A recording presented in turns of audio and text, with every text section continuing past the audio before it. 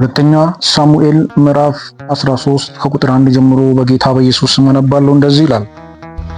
ከዚያም በኋላ እንዲህ ሆነ፣ ለዳዊት ልጅ ለአቤሴሎም አንዲት የተዋበች እህት ነበረችው፣ ስሟም ትዕማር ነበር። የዳዊትም ልጅ አምኖን ወደዳት። አምኖንም ከእህቱ ከትዕማር የተነሳ እጅግ ስለተከዘ ታመመ። ድንግልም ነበረችና አንዳች ያደርጋት ዘንድ በዓይኑ ፊት ጭንቅ ሆኖበት ነበረ።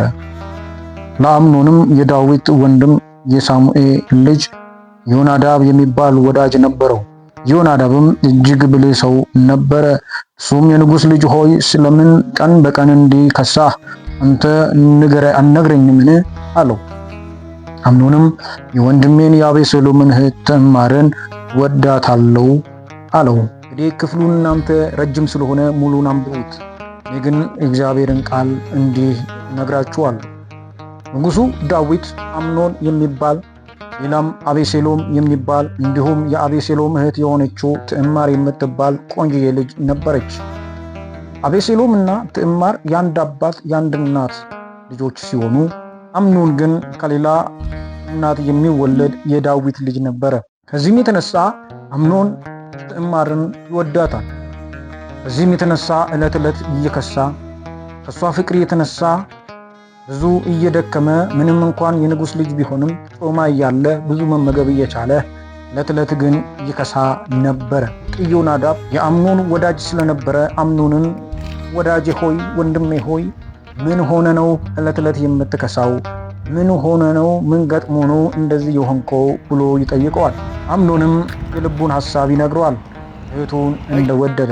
ዮናዳብ አምኖንን ምክር ይመክረዋል። አሞኛል ብለህ ወደ ቤት ግባና ተኛ። ንጉሡም ሊመለከት በሚመጣ ጊዜ፣ ንጉሡም ሊያይክ በሚመጣ ጊዜ፣ ሊጠይቅህ በሚመጣ ጊዜ አባቴ ሆይ እህቴ ትዕማርን ላክልኝ፣ ከእጇም እመገብ ዘንድ ምግብ ትስራልኝ በለው ብሎ ይጠይቀዋል። ንጉሡ ዳዊት ትዕማርን ወደ አምኖን ሄዳ ይህንን ምግብ እንድታዘጋጅለት መልእክተኞችን ይልክላታል። ትዕማርም ምን እንደተዘጋጀላት ስለማታውቅ የተደረገባትን ሸፍጥና የሚደርስባትን ክፉ ነገር የማታውቀው ትዕማር ተነስታ ትሄዳለች። አምኖን የተዘጋጀበትን ድርጊት ያውቃል። ክፋትን ይዞ፣ አመፅን ይዞ፣ ተንኮልን ይዞ ትዕማርን ይጠብቃት ጀመረ። ትዕማር ወንድሟ እንደታመመ ስትሰማ ወንድሟን ለመርዳት፣ ወንድሟን ለማገዝ ወደ አምኖን ቤት ትሄዳለች። አምኖንም ተኝቶ ነበርና ምግብ ሰርታለት ካዘጋጀች በኋላ ወንድሜ አምኖን ሆይ ይኸው ምግብህ ስትለው እኔ አልበላም ብሎ ሌሎቹን እንዲወጡ ያዛቸዋል።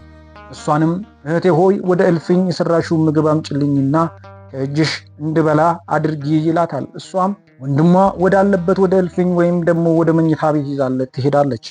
አምኖንም ክፉ ነገር አስቦ ነበርና በእሷ ላይ በደልን ለማድረግ አስቦ ነበርና እጇን ይዟት እህቴ ሆይ ከኔ ጋር ተኚ ይላታል። እሷም ትማጸነዋለች።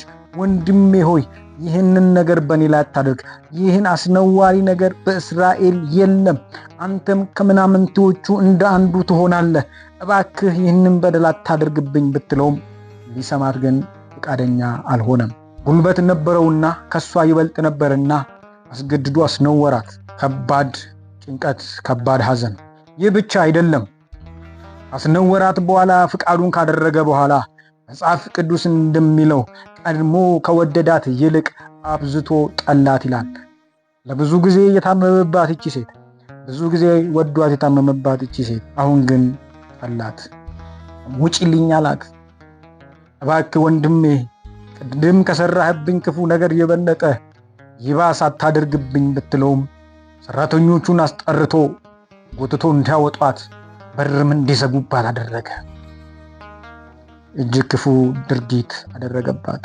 የጮኸች ልብሷን ቀዳ ራሷ ላይ ማቅነስንሳ ራሷ ላይ አመድ ነስንሳ እየጮኸች ሄደች። ይህንን ነገር የሰማው አቤሴሎም እህቴ ሆይ ይህንን ነገር ከልብሽ አውጪ፣ ይህንን ነገር ያደረገብሽ ወንድምሽ ነውና በልብሽ አታስቀምጪ አላት። ይህንም ቢላትም እሱ ግን በልቡ ክፋትን፣ በልቡ አመፅን ደብቆ ነበረ።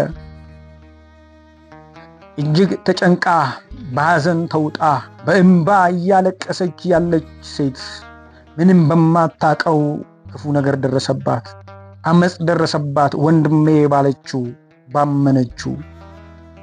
በጣም ተጨንቃችሁ ያላችሁ ወንድም እህቶቼ፣ ሐዘን ለገባችሁ፣ ጭንቀት ለገባችሁ፣ ባመናችሁት የተከዳችሁ፣ ባመናችሁት የተገፋችሁ፣ መኖራችሁን የጠላችሁ፣ ከመኖራችሁ ይልቅ ሞታችሁን እየተመኛችሁ ያላችሁ ሰዎች ስሙኝ። ለእናንተ እግዚአብሔር ቀን አለው። ለእናንተ እግዚአብሔር ጊዜ አለው። የእናንተ ተሟጋች እግዚአብሔር ነው። የእናንተ አዳኝ እግዚአብሔር ነው።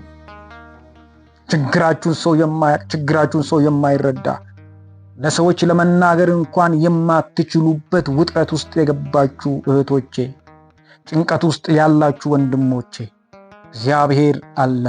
እግዚአብሔር ከላይ ከሰማይ ይፈርዳል። እግዚአብሔር ከላይ ከሰማይ ይሟገትላችኋል።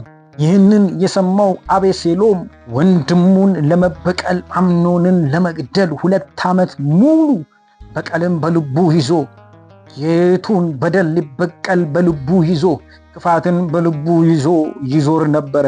ወንድሙን ሲያይ ፈገግ እያለ እንዳያቅበት እሱም ደባን ይዞ እሱም ሼራን ይዞ ልክ አምኖን እንዳደረገው እህቱን ታሞ እንዳታለላት፣ በሽተኛ መስሎ እንዳታለላት፣ ይሄም ወንድም መስሎ የረሳ መስሎ የተወ መስሎ ወንድሙን ለመግደል ግን ጊዜ ይጠባበቅ ነበረ። ጥርሱን ነክሶ ይጠብቅ ነበረ።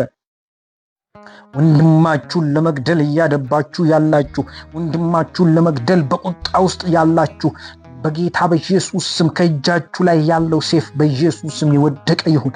አመጽን፣ ክፋትን፣ በደልን ለማድረግ ጊዜን እየጠበቃችሁ ሰዓትን እየሰላችሁ ያላችሁ ሰዎች ይህ ቃል ለእናንተ ነው። በጌታ በኢየሱስ ስም እግዚአብሔር እንደዚህ ይላችኋል። ይህንን በቀል ተው፣ ይህንን ክፋት ተው፣ ይህንን አመጽ አቁም።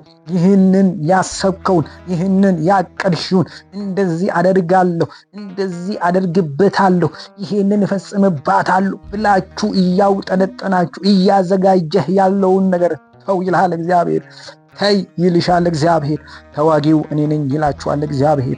እኔ ነኝ የምሟገትላችሁ፣ እኔ ነኝ የምዋጋላችሁ ይላችኋል እግዚአብሔር። አቤሴሎም ወንድሙን ለመግደል ቀን ይቆጥር ነበረ። ዳዊት ግን ዝም አለ። ንጉሱ ግን ዝም አለ። በደል ሲፈጸም፣ ኃጢአት በቤቱ ሲገባ፣ ኃጢአት ልጆች ውስጥ ሲገባ ታላቅ ልጁን ሊቆጣ አልደፈረም። አምኖን ለምን ይህንን አደረክ ብሎ እውነትን ለማውጣት አልደፈረም። 2 ዓመት ጠብቆ አቤሴሎም አምኖንን ገደለ። የዛን ጊዜ ዳዊት አዘነ። አምኖን ተገደለ። አቤሴሎም ኮበለለ። ዳዊት ይገለኛል ብሎ ስለፈራ አቤሴሎም ኮበለለ። አቤሴሎምና ዳዊት ከዛን ጊዜ ጀምሮ ጠላቶች ሆኑ። ኃጢአት በዳዊት ቤት ገባ። ዳዊት ኃጢአትን እያየ፣ ዳዊት በደልን እያየ ዝም አለ። ወደ ምዕራፍ 12 ሄዳችሁ ወደ ምዕራፍ 11 ሄዳችሁ ስታነቡ ዳዊትም ተመሳሳይ በደል አምኖን እንዳደረገው በደል በድሎ ነበረ። የሰው ሚስት ቀምቶ ከሷ ጋር ተኝቶ አመጽን አድርጎ በአመጽ ላይ አመጽን ጨምሮ ባሏን አስገድሎ ደም አፍስሶ ነበረ። ዛሬ በቤቱ ሆነ። ዛሬ ያ ክፋት በቤቱ ተፈጸመ። ዛሬ የሐዘን እሱ ጋር ገባ። አመጽን እያደረጋችሁ አመጽን እያያችሁ ያላችሁ ሰዎች፣ ምንም እንደማያቅ ክፋት እያያችሁ ክፋት እየሰማችሁ ኖርማል የምትሆኑ ሰዎች ተው ይላችኋል እግዚአብሔር። ከአመጽ ጋር አትተባበሩ፣ ከክፋት ጋር አትተባበሩ። ወንድማችሁን ለመግደል፣ ወንድማችሁ ላይ ክፉ ነገር ለመፈጸም ቢላ እየሳላችሁ ያላችሁ ሰዎች ተው ይላችኋል ጌታ። እግዚአብሔር አምላክ መጽናናትን ይስጣችሁ። ያዘናችሁ እግዚአብሔር ያበርታችሁ። ሐዘናችሁ እግዚአብሔር አምላክ ያጽናናችሁ። ባዘናችሁበት እግዚአብሔር ሞገስ ይሁናችሁ። እግዚአብሔር አምላክ ዘመናችሁን ይባርክ። ሰላም ሁኑ።